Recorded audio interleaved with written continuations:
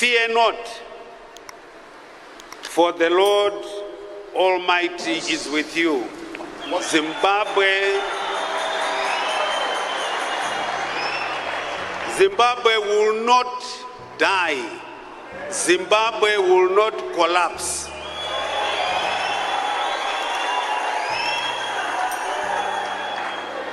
Those who have intended to harm this God-given country shall be punished threefold.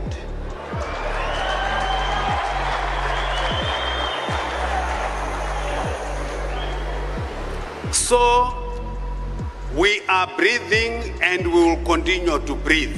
Sezvamadzwa muri Zimbabwe, mashoko ari kutaurwa naVP Constantino Chiwenga panguva ine, vari kuonekwa kuti general panguva ino vari kupa assurance kuna vagari venyika yeZimbabwe kuti aiwa musatya, we are safe so long iye aripo. Saka mina mashoko anobuda achinyorwa panguva ino, ndimbo subscribe like on the bell icon. Tichiuya tipinda deep pane mashoko amanzwa achitaurwa naVP Constantino Chiwenga achiti aiwa isusu vagari venyika yeZimbabwe, we are not going to die, we are not going to collapse.